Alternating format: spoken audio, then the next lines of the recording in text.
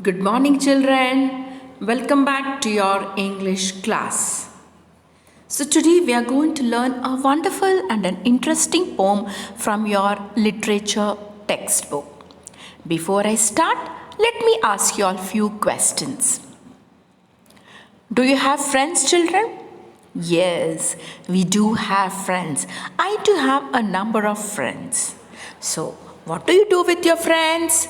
We play with our friends, we enjoy, we share our problems, we share our things, and so on. In the same manner, here also, this is a story or a poem about two friends, the table and the chair. You'll be amazed to listen to this poem, isn't it? That how come a table and a chair are friends? So, this is the name of a poem, The Table and the Chair, written by Edward Lear. In this poem, the table and the chair are two friends, and what are they doing? They are talking about their problems. Okay, let's see what are they talking about. So, before I explain the poem, let us recite the poem.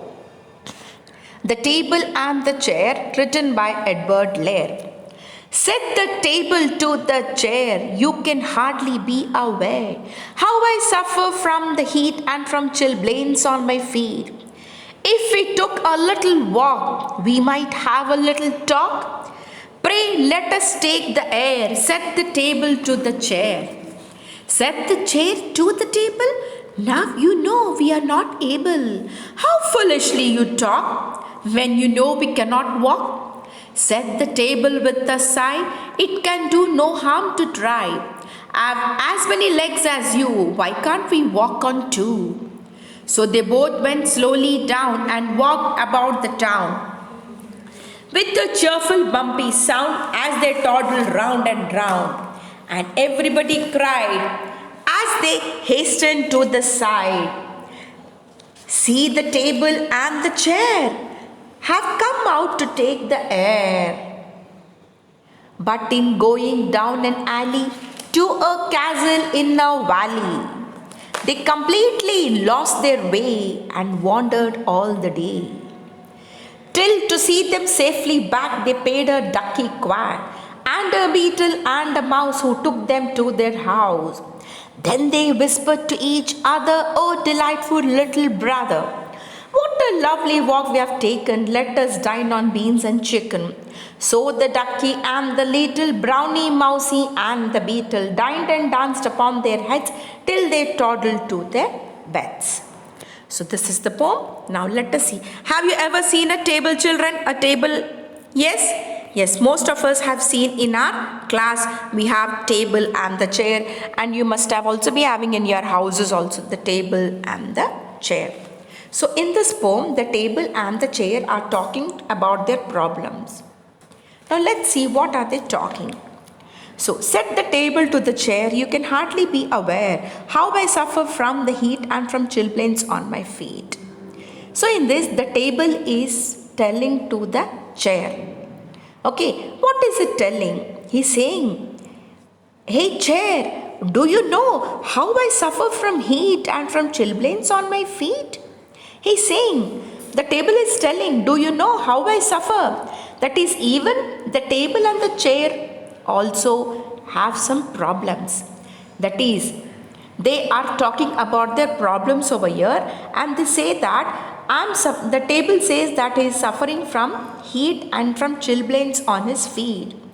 And the table says, "If we took a little walk, we might have a little talk. Pray let us take the air, set the table to the chair." So the table is telling the chair.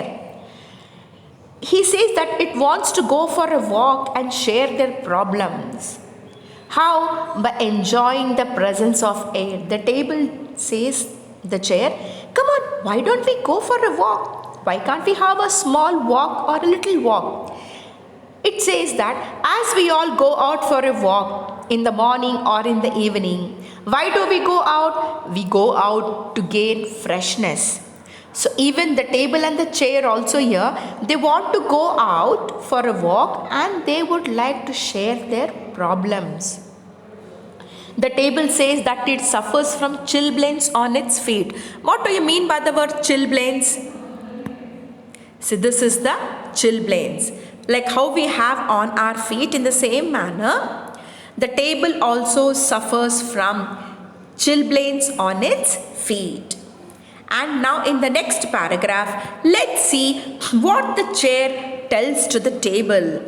Set the chair to the table. Now you know we are not able. How foolishly you talk when we know we cannot walk. Set the table with a sigh. It can do no harm to try. I have as many legs as you. Why can't we walk on two? So here, now the chair is telling. What is the chair telling? The chair says, you know we are not able to walk. How can you say that we can walk? The chair is asking the table, how can we walk? You know that we cannot walk. How foolishly you talk. Isn't it foolish? And how do you imagine a table and a chair to walk? Set the table with a sigh. Sigh means what? Sigh means over here to take deep breath, a long breath which shows sadness. Okay? A sad face like this. So, with a sad face, it says, what does it say? Set the table with a sigh. It can do no harm to try. So what is harm in trying? Let us try. I have as many legs as you. Why can't we walk on two? So the table says, you too have 4 legs. I too have 4 legs. The table has 4 legs. In the same manner, the chair also has got 4 legs. The table says, I too have 4 legs. And you too have same number of legs. So why can't we walk only on 2? Let us walk into the street happily by jumping and all. Come on, let's go, the table says. So they both went slowly down. Both in the sense who? The table and the chair. They both went down. So they both went slowly down and walked about the town with the cheerful bumpy sound as they toddled round and round. And everybody cried as they hastened to the side. See, the table and the chair have come out to take the air. So what did they do? They both started going slowly out. Happily by jumping. Okay. And where did they go? They walked about the town. That is what? They reached the town. How did they go? With a cheerful bumpy sound. They were happy by jumping and they were very careful walk. With the cheerful bumpy sound as they toddled round and everybody cried. So they started moving into the town happily by jumping, and they had a very careless walk. As they toddled round and round, means what? Yearly, without care, without having much care, careless walk, they were walking on the road. And everybody came out of their houses and everybody cried. Arey, what is this? A table and a chair? Both are walking on the road. When you see the table and the chair walking on the road, how do you feel, children? We all are amazed to see, isn't it? Aren't we all surprised? In the same manner, here also it is the same scene. When the table and the chair started walking into the town, everybody came out of their homes, and they also saw how the table and the chair were enjoying the environment. Same way as we also do. But in going down an alley to castle in a valley, they completely lost their way and wandered all the day. Till to see them safely back, they paid a ducky quack and a beetle and a mouse who took them to their house.